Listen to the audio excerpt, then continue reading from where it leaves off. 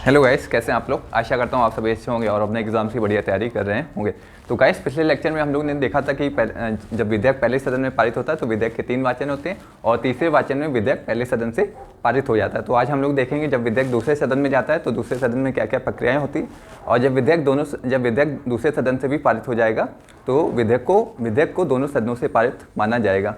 ऐसा नहीं होगा कि सिर्फ पहले सदन से विधेयक पारित हो, दूसरे सदन से विधेयक पारित ना हो। तो इसे विधेयक का जो संसद से पारित होना इसे नहीं माना जाएगा। जब तक विधेयक दोनों सदनों से पारित नहीं होगा तब तक विधेयक को पारित हुआ नहीं माना जाएगा। जब विधेयक दूसरे सदन से भी पारित हो जाएगा तब विधेयक को सदन से पारित माना जाएगा, दोनों सदनों से पारित माना जाएगा।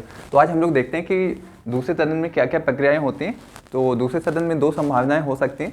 या तो दूसरा सदन पहले विधेयक को, जो भी पहले सदन से आया उस विधेयक को हूबहू पारित कर दे तो विधेयक दोनों सदनों से पारित माना जाएगा। या तो दूसरी संभावना ये हो सकती है कि जो भी दूसरा सदन है वो जो भी विधेयक आया है उसमें थोड़ा सा संशोधन करके पहले सदन को वापस भेज दे। तो यहाँ पे दूसरे सदन में 2 संभावनाएं हो सकती हैं। या तो पहला सदन जो भी दूसरा सदन है, पहले जो भी विधेयक आया है पहले सदन से उसको हूबहू पारित कर दे तो विधेयक दोनों सदनों से पारित माना जाएगा। या तो दूसरा सदन क्या करे कि पहले जो भी विधेयक आया है उसमें थोड़ा सा संशोधन करके पहले सदन को वापस भेज दे। तो यहाँ पे 2 संभावनाएं हो सकती हैं। और जो विद्यार्थी इस चैनल पर पहली बार जुड़ रहे हैं तो उनसे रिक्वेस्ट है कि पहले वाले लेक्चर्स को भी देख लीजिए, क्योंकि हम लोगों ने पहले लेक्चर्स में डिस्कस किया है कि साधारण विधेयक के कितने वाचन होते हैं पहले सदन में। तो पहले सदन में 3 वाचन होते हैं। जो नए विद्यार्थी जुड़ रहे हैं तो उनको बता देते हैं कि पहले सदन में एक साधारण विधेयक जब पारित किया जाता है तो उसके 3 वाचन होते हैं, पहला वाचन, दूसरा वाचन, तृतीय वाचन। तो तीसरे वाचन में एक विधेयक सदन से पारित हो जाता है, पहले सदन से विधेयक पारित हो जाता है। कौन से वाचन में पारित होता है? तीसरे वाचन में। तो इसके बाद विधेयक कहाँ जाता है? दूसरे सदन में जाता है। तो आज हम लोग देखेंगे कि दूसरे सदन में क्या क्या प्रक्रियाएं होती हैं जिससे विधेयक को दोनों सदनों से पारित माना जाता है। तो आज हम लोग देखते हैं कि क्या विधेयक का पारित होना। हेडिंग क्या होगी हम लोग का? विधेयक का पारित होना। कहाँ से पारित होगा? जो भी दोनों सदनों से पारित कैसे होगा तो उसे आज हम लोग डिस्कस करते हैं। ये होता है तीसरे वाचन में। हम लोग ने कल डिस्कस किया था कि जो भी साधारण विधेयक जब पहले सदन में पेश होगा तो तीसरे वाचन से वो विधेयक पारित हो जाएगा। तीसरे वाचन में क्या होता है? वो जो भी विधेयक पेश किया गया है पहले सदन में वो तीसरे वाचन में सदन से पारित हो जाता है। उसके बाद कहाँ जाता है? दूसरे सदन में जाएगा। दूसरे सदन में प्रक्रियाएं शुरू होंगी। तो दूसरे सदन में क्या क्या प्रक्रियाएं हो सकती हैं? पहली संभावना ये हो सकती है कि दूसरा सदन पहले जो भी विधेयक आया उसी को हूबहू पारित कर दे। तो पहली संभावना ये हो गई।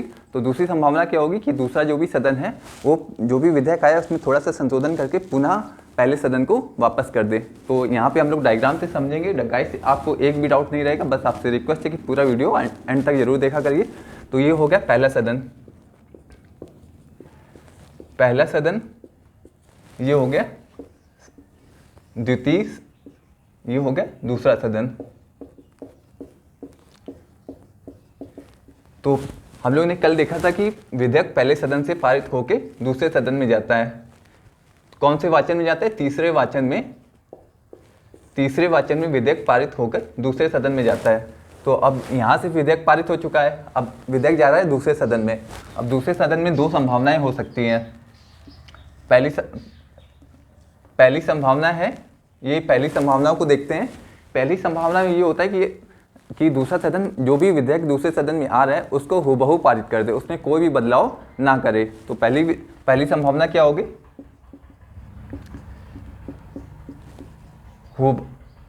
विधेयक को हूबहू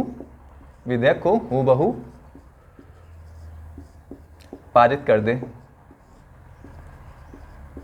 विधेयक में कोई भी बदलाव ना करे। जब दूसरा सदन विधेयक को पारित कर देगा तो विधेयक को दोनों सदनों से पारित मान लिया जाएगा। फिर उसके बाद क्या होगा गाइस?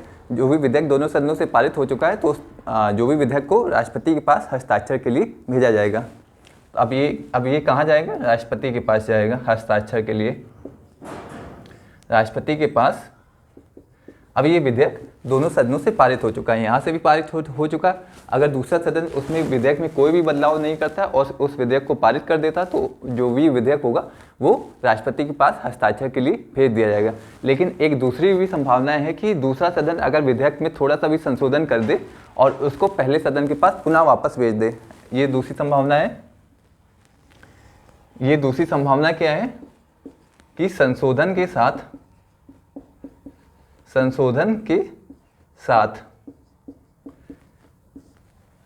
ये दूसरी संभावना है गाइस, ये दूसरा सदन हो गया, ये पहला सदन हो गया। संशोधन के साथ विधेयक को पहले सदन के पास ये हो गया पहला सदन। संशोधन के साथ क्या करेगा, दूसरा जो भी सदन है वो संशोधन के साथ पहले सदन को भेज देता है। अब क्या होगा, अब ये पहले सदन के पास हो गया। यदि पहला सदन विधेयक को, यदि पहला सदन क्या करे, विधेयक को पारित कर दे साधारण बहुमत से, जो भी वापस किया गया है बिल पहले सदन में, यदि पहला सदन जो वापस किए हुए बिल को साधारण बहुमत से पारित कर देता है तो विधेयक को दोनों सदनों से पारित हुआ मान लिया जाएगा। यहाँ से बिल आया, यहाँ बिल पहुँचा और इस सदन ने जो भी विधेयक को साधारण बहुमत से पारित कर दिया, तो क्या इससे फिर क्या होगा कि यहाँ से भी विधेयक पारित हो गया, यहाँ से भी विधेयक पारित हो गया, तो अब क्या होगा, विधेयक को दोनों सदनों से पारित हुआ मान लिया जाएगा। तो इसमें दो संभावनाएं हो सकती, या तो जो दूसरा सदन है विधेयक को हूबहू पारित कर दे तो विधेयक दोनों सदनों से पारित हो जाएगा। लेकिन एक संभावना और भी हो सकती है गाइस कि दूसरा जो भी सदन है विधेयक में संशोधन के साथ पहले सदन को रिटर्न कर दे कि आप, हमने यहाँ से थोड़े संशोधन के साथ आपको भेजा है, अब आप देखिए आपको पारित करना है कि नहीं। यदि ये सदन जो भी यहाँ से विधेयक आया है इसे पुनः साधारण बहुमत से पारित कर देगा तो विधेयक को दोनों सदनों से पारित मान लिया जाएगा। यदि ये सदन जो वापस किए हुए विधेयक को पारित नहीं करता है तो यहाँ पे एक गतिरोध की संभावना उत्पन्न हो जाती है, जिसे हम लोग आगे टॉपिक में समझेंगे। तो अभी हम लोग सिर्फ समझ रहे हैं कि विधेयक पारित कैसे होता है दोनों सदनों से। तो यहाँ दो संभावनाएं होती, पहला सदन ने पारित कर दिया जिसे हम लोग ने कल देखा था, अगर दूसरा सदन विधेयक को हूबहू पारित कर देता है तो विधेयक दोनों सदनों से पारित मान लिया जाता है। यदि दूसरा सदन विधेयक में थोड़े संशोधन के साथ पहले सदन को वापस भेजता है तो पहला सदन फिर क्या करता है, पहला सदन में वापस आ गया। अब पहला सदन यदि इसी विधेयक को साधारण बहुमत से पारित कर देता है तो विधेयक दोनों सदनों से पारित हुआ माना जाएगा। तो आपको स्पष्ट रूप से समझ में आ गया होगा गाइस। आपको एक एक शब्दों पे क्लैरिटी होनी चाहिए कि ये कैसा प्रोसेस हो रहा है, वहाँ से अगर इधर से इधर जा रहा है तो क्या क्या संभावनाएं हो सकती हैं। तो जो भी यूपीएससी का पेपर देने जाएंगे तो उसमें ये आपको ऐसे ही पूछा जाएगा, उसमें सिंपल सा क्वेश्चन नहीं पूछा जाएगा। तो इसे आप लोग नोट डाउन कर लीजिए। और ये गाइस थोड़ा सा लोगों को डाउट लगता है कि इसमें जो भी सदन में विधेयक पारित कैसे होते हैं, तो आज आपके बाद जो भी आप लोगों ने डायग्राम से समझा है तो आप लोग को आज के बाद कोई डाउट नहीं रहेगा। ये तीसरे वाचन में क्या होता है, पहले सदन से पारित हो गया, पहले सदन के बाद कहाँ जाता है, दूसरे सदन में जाता है। अब दूसरे सदन में क्या होता है, दो संभावनाएं होती हैं, या तो विधेयक को दूसरे सदन में क्या होता है, दो संभावनाएं होती हैं, या तो विधेयक को हूबहू दूसरा सदन पारित कर दे तो विधेयक दोनों सदनों से पारित माना जाएगा। और दूसरी संभावना क्या होती है कि जो दूसरा सदन है विधेयक को संशोधन के साथ पहले सदन को वापस कर दे। अब जैसे यहाँ पे वापस आ गया, अब यहाँ पे पहला सदन क्या करेगा कि पहला सदन यदि विधेयक को साधारण बहुमत से पारित कर दे तो विधेयक को दोनों सदनों से पारित माना जाएगा। यदि पहला सदन विधेयक को पारित ना करे तो यहाँ पे गतिरोध की संभावना हो जाती है, जिसे हम लोग नेक्स्ट में अभी हम लोग थोड़ी देर में समझेंगे कि गतिरोध क्या होता है और गतिरोध को दूर करने के उपाय क्या होते हैं। तो आपको ये समझना होगा कि विधेयक पारित कैसे होता है दोनों सदनों से। तो इसे आप लोग नोट डाउन कर लीजिए और आप लोग डायग्राम जरूर बनाएं। जब अगर आप लोग मेंस का आंसर भी लिख रहे हैं तो वहाँ पे भी अगर आप लोग डायग्राम बना के समझाएंगे तो आपके नंबर्स औरों से और अच्छे हो जाएंगे। तो आपको डायग्राम जितना आप स्पष्ट रूप से अपने जो भी एग्जामिनर को समझा सकते हैं उसमें डायग्राम आपको जरूर बनाने हैं। ये हम लोग ने तीसरा वाचन कल पढ़ा था। जो नए विद्यार्थी इस चैनल को जो इस लेक्चर को देख रहे हैं तो उनसे रिक्वेस्ट है, पहला लेक्चर भी देख लिए साधारण विधेयक का, उसे हम लोग ने कल कंप्लीट किया था। तो आज ये हो गया साधारण विधेयक का दूसरा लेक्चर है। ये पहला सदन हो गया, ये दूसरा सदन हो गया।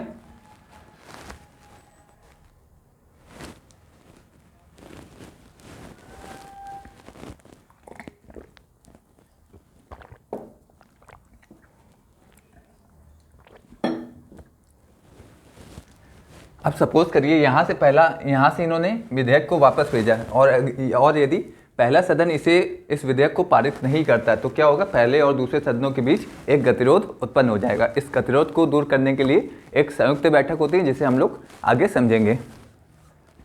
तो इसे आप लोगों ने नोट कर लिया होगा। इसमें विधेयक को हूबहू पारित करते हैं, इसमें विधेयक को संशोधन के साथ इधर वापस कर देते हैं पहले सदन में।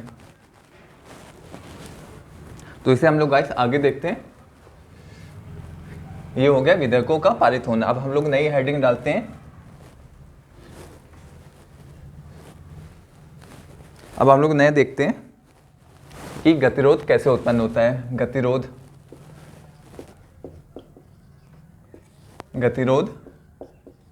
कैसे उत्पन्न होता है।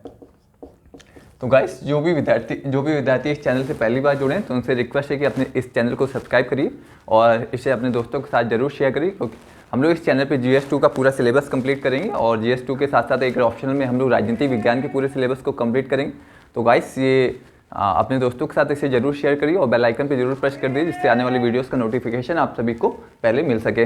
तो ये हम लोग देखेंगे कि गतिरोध कैसे उत्पन्न होता है। तो गतिरोध का उल्लेख किस आर्टिकल में किया गया है, तो इसे आर्टिकल को आपको याद रखना है 108। आर्टिकल 108 में उल्लेख किया गया है कि सदनों के बीच गतिरोध होगा। तो उस आर्टिकल का उल्लेख कहाँ पे, इसका उल्लेख कहाँ पे, इस आर्टिकल में, आर्टिकल 108 में सदनों के बीच गतिरोध और गतिरोध होगा तो उसको दूर करने के उपाय भी होंगे। उपाय क्या है? गतिरोध का मतलब है कि डेडलॉक, एक तरह सा डेडलॉक हो जाता है कि पहले सदन और दूसरे सदन के बीच एक डेडलॉक उत्पन्न हो जाता है। उपाय में क्या होगा? संयुक्त बैठक होगी। आज हम लोग इस पे चर्चा करेंगे, कल हम लोग संयुक्त बैठक पे चर्चा करेंगे। तो कई लोगों ने सुना होगा कि ज्वाइंट सीटिंग होती है, तो ज्वाइंट सीटिंग का प्रावधान किस आर्टिकल में होता है? 108 में होता है, 108 में। लेकिन आपने 108 में एक और प्रावधान भी होता है कि सदनों के बीच जो भी गतिरोध होता है उसे परिभाषित कहाँ पे किया गया है? वो आर्टिकल 108 में परिभाषित किया गया है। तो आर्टिकल 108 में दो प्रावधान होते हैं, एक तो सदनों के बीच गतिरोध को परिभाषित किया गया है, दूसरा क्या प्रावधान होता है? ज्वाइंट सीटिंग का प्रावधान होता है, संयुक्त बैठक का प्रावधान आर्टिकल 108 में होता है। तो ज़्यादातर लोगों को यही पता होता है कि 108 में संयुक्त बैठक का प्रावधान होता है, लेकिन संयुक्त बैठक के साथ साथ उसमें जो भी गतिरोध होता है उसे परिभाषित भी किया गया है। तो 108 में दो हो गए, एक गतिरोध को परिभाषित किया गया है और एक उपाय हो गया। उपाय में क्या होता है? संयुक्त बैठक होती है गतिरोध को दूर करने के लिए। तो आज हम लोग सदनों के बीच गतिरोध को पढ़ेंगे कि ये कैसे होता है, सदनों के बीच कैसे डेडलॉक होता है, और संयुक्त बैठक को हम लोग कल डिस्कस करेंगे कि संयुक्त बैठक कैसे होती है और उसकी अध्यक्षता कौन करता है। तो इससे हम लोग कल डिस्कस करेंगे आराम से। तो आज हम लोग सदनों के बीच गतिरोध को देखते हैं।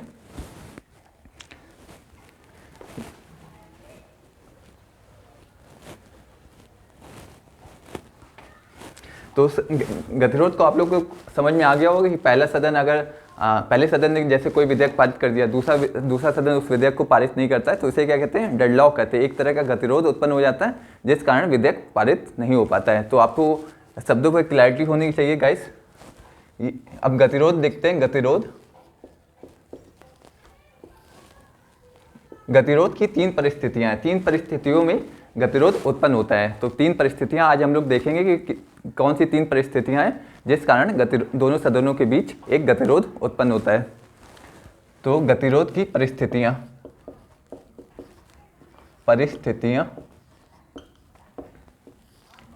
और इसका उल्लेख कहाँ है? आर्टिकल 108 में। आर्टिकल 108 में ज्वाइंट सीटिंग का भी प्रावधान है, संयुक्त बैठक का भी प्रावधान है। तो आज हम लोग गतिरोध को देखेंगे, कल हम लोग देखेंगे ज्वाइंट सीटिंग को देखेंगे। तो गतिरोध की परिस्थितियां, पहली परिस्थिति देख लेते हैं। ये पहला सदन हो गया, तो ये हो गया दूसरा सदन, ये हो गया दूसरा सदन। ये पहली परिस्थिति हो गई। दूसरी परिस्थिति पे आते हैं। ये हो गया पहला सदन, गाइस ऐसे डायग्राम बना के आपको कोई भी नहीं समझाएगा, तो आप लोग से रिक्वेस्ट है कि जो भी हम लोग समझाते हैं उसे अपने नोट्स भी बनाइए, जिससे आपके नोट्स भी बनते जाएं और आपका जो भी एक जो भूलने की समस्या है वो भी आपकी दूर हो जाएगी, क्योंकि डायग्राम से जब भी आप समझेंगे तो उसमें भूलने की कोई दिक्कत नहीं होगी। तो गतिरोध की 3 परिस्थितियाँ होती हैं,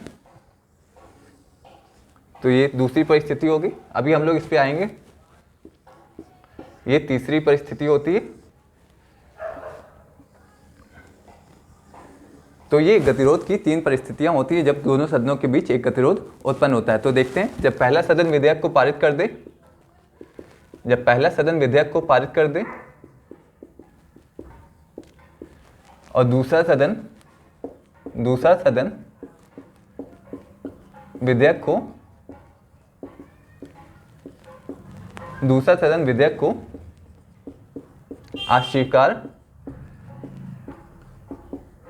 अस्वीकार कर दे, ये पहली परिस्थिति होगी जब डेडलॉक उत्पन्न होता है। तो ये क्रॉस का मतलब है डेडलॉक। गतिरोध को क्या कहते हैं? डेडलॉक कहते हैं।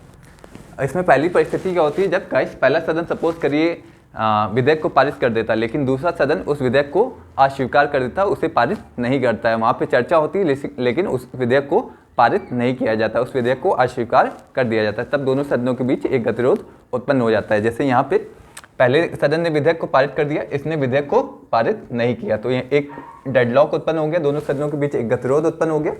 अब दूसरी परिस्थिति को लेते हैं, जब विधेयक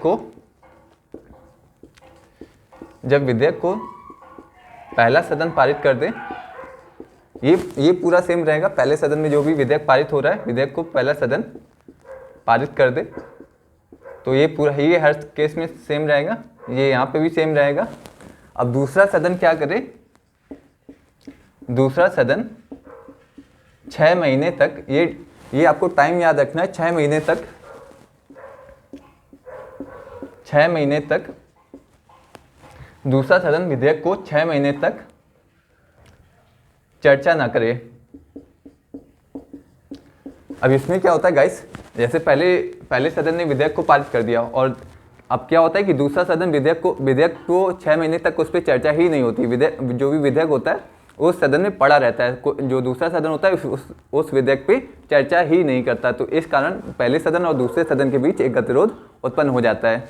तो पहली परिस्थिति में क्या होता है, विधेयक पे चर्चा होती है लेकिन विधेयक को पारित नहीं किया जाता है। दूसरी परिस्थिति में क्या होता है, विधेयक को ही चर्चा ही नहीं किया जाता, विधेयक पे चर्चा ही नहीं की जाती और विधेयक उस सदन में, दूसरे सदन में वो पड़ा रहता है। तो यहाँ पे 6 महीने तक, ये आपको टाइम याद रखना है। विधेयक कितने महीने तक चर्चा नहीं होती? 6 महीने तक अगर कोई चर्चा नहीं होती है तो डेडलॉक उत्पन्न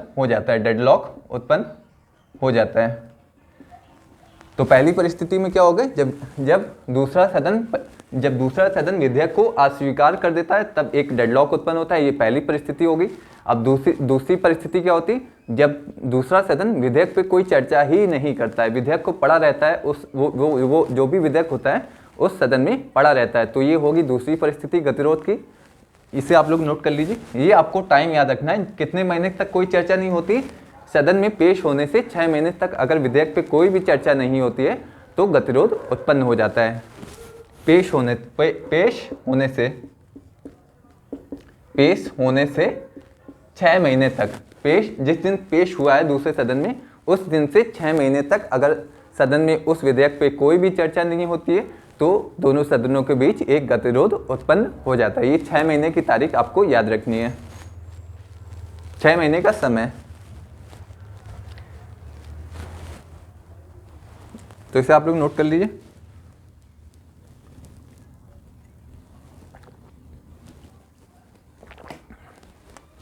तीसरी परिस्थिति पे आते हैं गाइस, जब विधेयक को पहला सदन पारित कर दे, विधेयक को पहला सदन पारित कर दे, लेकिन दूसरा सदन क्या करे, दूसरा सदन विधेयक में संशोधन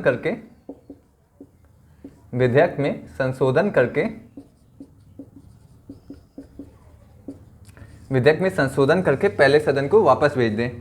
तो तीसरी परिस्थिति क्या होती है गाइस, जब दूसरा सदन विधेयक में थोड़ा सा संशोधन करके पहले सदन को भेज देता और पहला सदन उस संशोधन से सहमत ना हो, उस संशोधन से सहमत ना हो तो पहले सदन और दूसरे सदन के बीच एक गतिरोध उत्पन्न हो जाता है। जब हम लोग ने पहले इससे थोड़ी देर पहले पढ़ा था कि दूसरा सदन संशोधन के साथ भेजे और पहला सदन उस संशोधन को स्वीकार करके उस विधेयक को पारित कर दे, तो यहाँ पे तो क्या होता है, जो भी विधेयक होता है दोनों सदनों से पारित हो जाता है। लेकिन यहाँ पे क्या हो रहा है कि जो भी दूसरा सदन है संशोधन सहित भेज तो रहा है, लेकिन पहला सदन उस संशोधन को अस्वीकार कर दे रहा है कि उसे मान नहीं रहा है कि, तो यहाँ पे पहला सदन उस संशोधनों को स्वीकार नहीं करता। तो इससे क्या होता है, एक गतिरोध उत्पन्न हो जाता है पहले सदन और दूसरे सदन के बीच। और इससे पहले हम लोगों ने क्या पढ़ा था कि जब दूसरा सदन संशोधन के साथ भेज रहा था, इससे पहले हम लोगों ने क्या पढ़ा था, जब दूसरा सदन संशोधन के साथ पहले सदन में भेज रहा था तो पहला सदन उस संशोधन को स्वीकार कर ले रहा था, जिस कारण विधेयक दोनों सदनों से पारित हो जाता था। लेकिन यहाँ पे क्या हो रहा है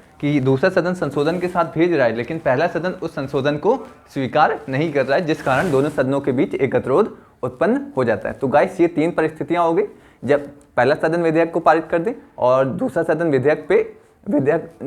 विधेयक को अस्वीकार कर दे, तो एक गतिरोध की पहली परिस्थिति हो गई। और दूसरी परिस्थिति क्या हो गई, जब पहला सदन पारित कर दे और दूसरा सदन विधेयक पे कोई चर्चा ही नहीं करे 6 महीने तक, ये दूसरी परिस्थिति हो गई। तीसरी परिस्थिति क्या हो गई कि गाइस पहला सदन विधेयक को पारित कर दे और दूसरा सदन विधेयक को संशोधन के साथ पहले सदन को भेजे, लेकिन जो भी पहला सदन है उस संशोधन को स्वीकार ना करे, तो ये गतिरोध की 3 परिस्थितियां हो गई। इसे आप लोग को याद रखना है, आपके जो भी MCQ में ये आपसे पूछा जा सकता है। तो आप लोग को आसानी से समझ में आ गया होगा। इसे डायग्राम से ही गाइस समझिएगा, कोई भी दिक्कत नहीं होगी, आपको कभी भी रटने की जरूरत नहीं पड़ेगी और ऐसा आपको कोई समझाएगा भी नहीं। तो प्लीज़ रिक्वेस्ट है कि आप लोग को अपने जो भी नोट्स बनाए उसमें डायग्राम जरूर बनाएं। तो इसे भी यहाँ पे भी डेडलॉक हो रहा है, यदि जो दूसरा सदन है विधेयक में संशोधन करके पहले सदन को भेज रहा है, लेकिन जो भी संशोधन किए गए विधेयक को पहला सदन अस्वीकार कर दे रहा है, उसे पारित नहीं कर रहा है, तो यहाँ पे एक डेडलॉक उत्पन्न हो जाता है। तो ये गतिरोध की 3 परिस्थितियां हो गई जब डेडलॉक उत्पन्न होता है। ये सारी 3 परिस्थितियां हो गई, पहला, दूसरा, तीसरा।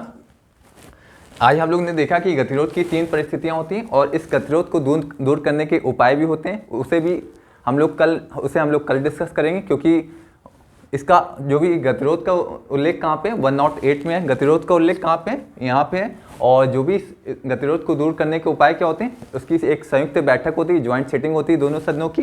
तो गतिरोध को दूर करने के उपाय हो गए, उसका भी उल्लेख कहाँ है, उसका उल्लेख यहाँ पे है आर्टिकल 108 में। तो उसे हम लोग कल देखेंगे कि संयुक्त बैठक क्या होती है, उसकी अध्यक्षता कौन करता है, और तो उसे हम लोग संयुक्त बैठक को बिल्कुल डिटेल में कल से देखेंगे। तो संयुक्त बैठक को आपको कोई भी रटने की जरूरत नहीं, बस उसमें भी एक डायग्राम होगा, उसे भी बस एक डायग्राम को आपको देखना है, उसे फिर उस डायग्राम के बाद आपको कभी भी संयुक्त बैठक कभी भी नहीं बोलेंगे। तो आज भी जैसे हम लोग ने डायग्राम से समझाया, तो कल भी हम लोग एक संयुक्त बैठक का एक डायग्राम बनाएंगे, तो उससे आपको जितने भी सारे डाउट होंगे संयुक्त बैठक के संबंध में कि इस अध्यक्षता कौन करता है और कैसे पारित होता है, तो उसे हम लोग कल डिटेल में समझेंगे कि संयुक्त बैठक क्या होती है। तो आप लोग इस डायग्राम को, ये 3 परिस्थितियां याद रखिएगा। PCS IAS कोई भी एग्ज़ाम अगर देने जा रहे हैं जिसमें लिखने वाला भी आता है और प्रीलिम्स और मेंस दोनों एग्जाम होते हैं, तो उसमें ये क्वेश्चन आने की संभावना बहुत अधिक रहेगी। तो इसमें गतिरोध कैसे होता है, जब दूसरा सदन विधेयक को अस्वीकार कर दे, पहला पारित कर दे और दूसरा सदन विधेयक पे चर्चा ना करे, तो ये गतिरोध की दूसरी परिस्थिति हो गई। और तीसरी परिस्थिति हो गई जब दूसरा सदन विधेयक पे संशोधन करके पहले सदन को भेजे और पहला सदन उस विधेयक को अस्वीकार कर दे। तो ये गतिरोध की 3 परिस्थितियां हो गई। गाइस आप लोग को भी डायग्राम से ही याद रखना है, क्योंकि जब एग्जाम में जाते हैं तो बहुत प्रेशर होता है और कन्फ्यूजन की बहुत संभावनाएं रहती हैं। तो आप लोग जब डायग्राम से याद रखेंगे तो आपको कोई भी कन्फ्यूजन नहीं रहेगा। तो ये पहली परिस्थिति हो गई, ये दूसरी हो गई, ये तीसरी हो गई। और गतिरोध का उल्लेख कहाँ पे है, 108 में, आर्टिकल 108 में। तो गाइस इसे आप लोग नोट डाउन कर लीजिए। तो मिलते हैं नेक्स्ट लेक्चर में। जो गाइस पहली बार जुड़ रहे हैं तो उनसे रिक्वेस्ट है कि अपने इसे चैनल को सब्सक्राइब करिए, अपने दोस्तों के साथ शेयर करिए, तो और बेल आइकन पे जरूर प्रेस कर दीजिए। तो मिलते हैं नेक्स्ट लेक्चर में, जहाँ पे हम लोग डिस्कस करेंगे जॉइंट सेटिंग क्या होती है, संयुक्त बैठक क्या होती है, और जो भी संयुक्त बैठक होगी उसको उस वीडियो को देखने के बाद आप कभी उस संयुक्त बैठक के बारे में नहीं भूलेंगे। तो मिलते हैं नेक्स्ट लेक्चर में guys, thank you so much.